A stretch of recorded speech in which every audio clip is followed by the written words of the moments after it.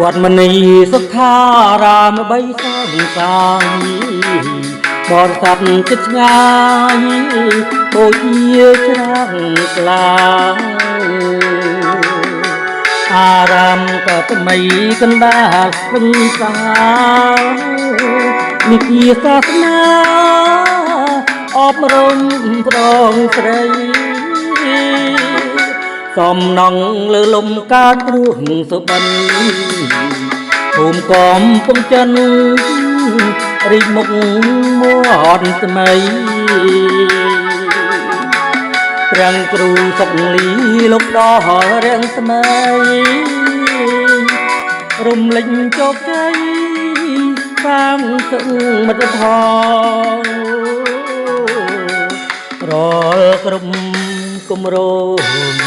ចេញពីទឹកចិត្តបរិស័ទមូលមិត្តបងពេញគុសលក្រមកិច្ចដឹកនាំព្រះគ្រូបន្តណាដៃដំកល់ដល់ឲ្យវត្តហើយពេលរៀងទងសោកមិនបងអង្គយូរទាំងចិត្តព្រះគ្រូ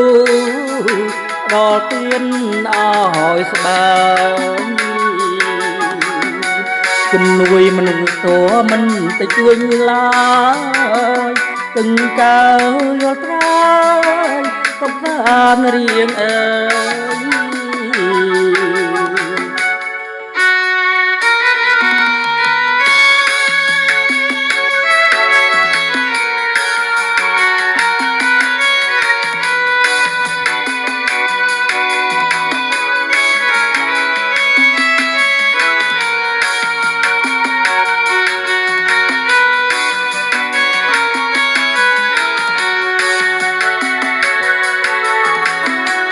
រា